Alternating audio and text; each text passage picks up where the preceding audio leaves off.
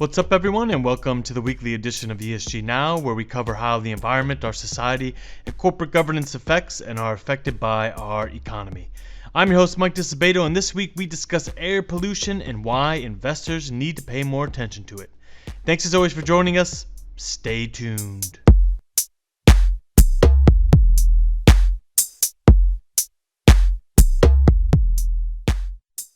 Air pollution is way more deadly than many people think. It is the fourth greatest risk factor for overall health that we have, and I mean the entire list. The only things that beat it are smoking, high blood pressure, and a poor diet. Air pollution prematurely kills over 6.5 million people a year, according to the World Health Organization. There's even research by American University that little particles of air pollutants get into your brain, inflame it, and then if the pollution is bad enough, you get extremely depressed and then can commit suicide. I'm not kidding here. Researchers Claudio Persico and David Murcott hypothesized that poor air quality worsens people's moods, which in turn increases the likelihood of someone experiencing suicidal thoughts. And they found that an increase of 1 microgram per cubic meter in particulate matter of 2.5 in a given place was linked to an average rise in daily suicide rates of just under 0.5%. And if that increased level was sustained for a month, hospital admissions connected with attempted suicides rose by 50%. That's wild stuff, but what it highlights is the immediacy of the problem with air pollution. It's something that affects us on the day-to-day, and so if you're a company that have employees in an area with higher rates of air pollution, you might have a number of labor management risks or other ESG risks on your hand. Or so say my guests today, Simon Albrecht and Jurgita Balaisyte, who just wrote a paper that argued air pollution is a topic that would behoove investors to take more interest in. The air pollution that surrounds us and seeps into us and our children's bodies are made up of 5 primary pollutants. That's carbon monoxide, nitrous oxides, particulate matter, there's 2.5 and 10, you might have heard of that, sulfur oxides, and volatile organic compounds. The sources for all 5 of these pollutants include electricity production, industry, and transportation, among others. I want to start you off today with Simon, who completed his PhD and went on to lead a team studying the effects of air quality in Switzerland until he joined MSCI and began doing the same research for us. And I like talking to PhDs because they make me sound a bit smarter. And so I asked him, if air pollution is such a serious problem, has the world done much to try and curb it? And if so, what have they done? Yeah, that's a really good question. I mean, you can also take Europe as an example. For example, in the 1980s, there was a widespread forest dieback, and high amounts of sulfur dioxide, so SO2, and nitrogen dioxide, NO2, emissions, they caused so-called acid rain, which then killed a lot of trees. And then really people realized we have to do something against it, or we have to stop air pollution. And with this, a big environmental movement began. It's the same in the US. The Clean Air Act is said to be the most successful piece of environmental regulation to ever be introduced within the United States, with a 90-to-1 benefit-to-cost ratio as estimated by the US EPA. That's a good ratio. It's also the first environmental law ever established by the US EPA. And Simon told me that air pollution concerns was the main reason everyone started talking about climate change even in the first place. And back then, as a consequence, especially in developed countries, we have strong measures in place, as you mentioned already for the US, strong measures to reduce air pollutant emissions, such as mandatory filters for vehicles or post-gas treatment for industrial facilities. And these measures, they really have helped to heavily decrease the level of air pollution. But what Simon's been talking about there is the industrialized markets. And the industrialized markets have been benefiting by outsourcing much of their manufacturing to non-industrialized or emerging markets. And when you look at emerging markets, the picture gets a bit different. And interestingly, Asia's 2 largest economies that are emerging markets provide contrasting stories of air pollution and development. For example, let's look at India. They are still on an increasing trend.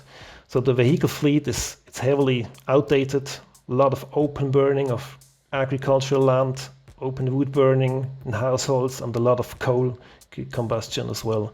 And then we have a bit in contrast, we have China. That was on the same level 10 years ago. But then around, I think it was 2014, they started its war on pollution. And then an impressive decrease began. So they managed within several years with their measures what Europe and the United States took decades to achieve. China did that by implementing a broad range of regulations to cut down on their air pollutants. For example, they restricted the number of cars in big cities.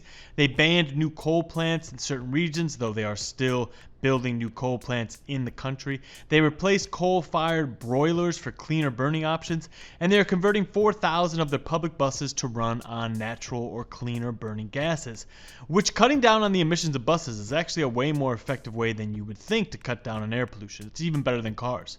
But this is all public works projects, which is great for society, but how does it affect companies and their investors? I asked Jurgita, Simon's co-author on this Clean Air Report, what she thought about that question, and she pointed me toward India, where they had centered their study, noting that for one, a number of companies have already been heavily fined by regulators in the country for their role in increasing air pollution. And for example, we found that Hindustan Petroleum and Bharat Petroleum received penalties for polluting activities in 2020. And then we also have Coal India subsidiary that was ordered to shut down some of parts of its operation because of the allegations of pollution in 2019. So we do have actually examples when polluting industries can face either penalties from the regulators or retaliation from the local communities. But what was more interesting for Jurgita and Simon when they did this study is they looked at how a company's labor pool is affected by air pollution. And as we stated at the beginning of the episode, air pollution is extremely toxic, and there is a well-documented relationship between the well-being of a company's workforce and the economy's workforce and its level of air pollution. So if the economy has a high level of air pollution, the economy's workforce is not going to be doing that well. So what Jurgita and Simon did is they looked at all the physical assets of companies that we cover that operate in highly polluted areas in India. And then they looked at industries with above average labor intensity, meaning they need a lot of workers to generate 1 unit of revenue. And then they used that number to examine which sectors might be more sensitive to labor productivity losses due to high air pollution, and what might happen in the future if air pollution gets too much to handle. And they found that the construction engineering sectors, the transportation infrastructure, pharmaceuticals, and retail sectors were just some of the industries that had above average exposure to potential revenue loss due to air pollution. And the issues for a company's labor pool does not just stop in a possible revenue loss of the people that work there might not be able to show up to work or just might be lethargic at work. Because not many people want to live somewhere where the air itself might pose a health concern for them and their families. So, for example, let's say if people were given a choice between getting a similar pay job in Delhi and an alternative location that would be less polluted, the good candidates might decide for within the same conditions to move to a city that is less polluted. To put some numbers on it, air pollution has been found to reduce a company's revenue by up to 6% for every 10 unit increase of air concentration above the healthy threshold. That's all according to the OECD and the American Economic Review. And that loss is often out of a company's control. Just think of the pharmaceutical industry that I mentioned. They don't really put out much air pollution. This revenue drop just happens to these companies if they happen to have an office or work site in an area that has poor air quality. We often focus on the polluting industries and the impacts that they have on the environment.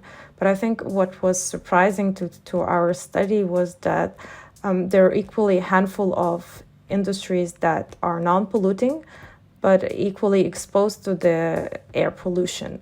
So where kind of the margins are low and the labor intensity is high, businesses might be more sensitive to disruptions. So even small changes in worker productivity or on the availability of the workers might have a large impact on the bottom line of the company. You could probably throw real estate in there as well. Commercial or residential real estate companies in areas of high pollution likely do not have the same sort of pricing power than a similar building in a less pollutive region. Location isn't just for the views. So I wanted to end us off here with Simon discussing the connection between air quality and climate change, mainly because we often focus more on climate change than on air quality on this podcast, and we discuss carbon emissions in a warming world and net zero targets and all that. So I wanted Simon to tie everything together for us here in the end, and here's what he had to say. I mean, it's directly linked to each other. So greenhouse gases, as well as air pollutants, they are generally coming from the same sources. And when we tackle air pollution, we directly tackle climate change. I'd also like to emphasize that the biggest concern of people in highly polluted areas, that's generally not climate change. It's the poor air they breathe every day. It's the much easier gateway to tackle climate change because the effect of air pollutant measures, they are immediately visible.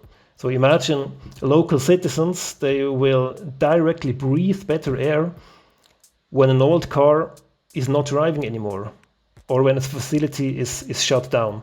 So it really has a direct local effect. It is the reason why air pollution was tackled first by most environmental regulators and why it shouldn't be ignored even as our environmental problems continue to compound.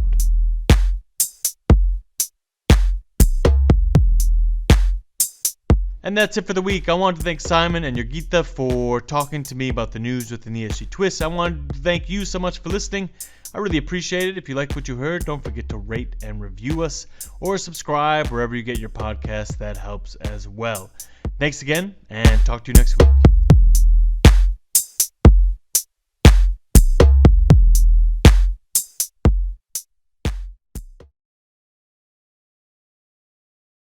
The MSCI ESG Research podcast is provided by MSCI Inc. subsidiary, MSCI ESG Research LLC, a registered investment advisor, and the Investment Advisors Act of 1940, and this recording and data mentioned herein has not been submitted to, nor received approval from the United States Securities and Exchange Commission or any other regulatory body.